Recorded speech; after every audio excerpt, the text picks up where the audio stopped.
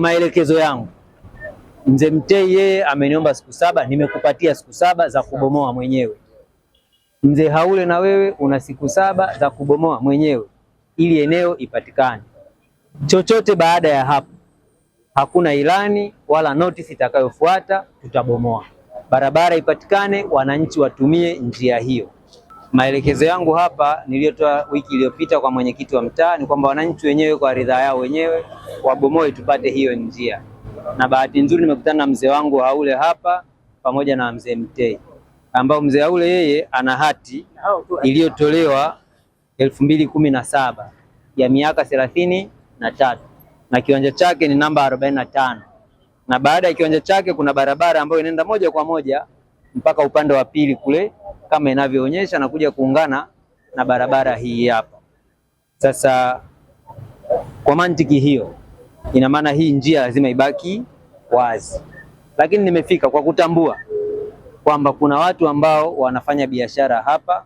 Mzee Mtei naye amefika, na pale nyuma kuna bwana mwingine ambaye nimeambiwa anakuja naye anafanya biashara. Dr. Samia Suluhu Hassan hataki kumuonea mwananchi yoyote, na mimi kama mkuu wa wilaya na mwakilishi wa rais sitaki kumuonea mwananchi yoyote. Ninachotaka kila mmoja afate sheria na kutii sheria bila shuruti. Nimetoa nafasi kwa kila mmoja alete nyaraka zake zinazompa uhalali kwa kuwepo katika eneo linalolalamikiwa, na nyaraka halali ni hati, na Mzee Haule hapa amenikabidhi hati ambayo wote tumeiona, inaonyesha eneo lake. Kwa mbele ana mita 12, nyuma ana mita 12, na hapa kuna barabara ya mita 6 ambayo lazima iwepo. Barua ya kubomoa na kuondoa maendelezo iliandikwa tarehe 7 Oktoba mwaka 2022. Mkurugenzi wa halmashauri alitoa siku 14, lakini bado halikufanyika. Sasa nimefika mimi mwenyewe leo toka 22 Oktoba, leo ni Februari 2026. Nisingependa mtu yoyote tuje tusukumane hapa, tufuate taratibu na sheria tulizonazo, tufungue hiyo njia na barabara ipitike, wananchi waendelee kutumia kama ambavyo tunahitaji, kwa sababu hii barabara sio ya kupita mkuu wa wilaya. Leo hili likitokea hata janga hapa kama inapotokea maeneo mengine, hatuombei janga litokee, hatuna mahali pa kupitisha gari. Kwa hii ni kwa faida ya watu wote wa Sinza na sio mtu mmoja. Mimi naitwa Frank Mtei, ni mkazi wa eneo hili la Sinza hapa na mmiliki wa hili jengo hapa.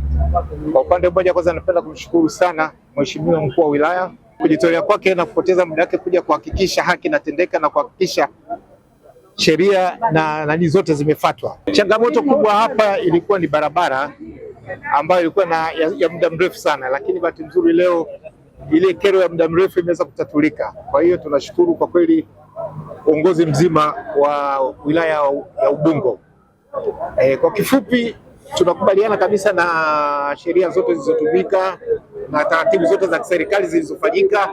Sisi tuko razi kabisa kuhakikisha tunaweza kurekebisha hapa na watu wote wataweza kutumia hii barabara. Hatuna wasiwasi. Cha msingi tunaomba kama kuna uwezekano mkubwa mtupe tu grace period ya muda mrefu kama siku 7 au 14 days tuweze kurekebisha hapa na tuweze kuwakabidhi barabara yenu. Nawashukuru sana kwa hilo, asanteni sana.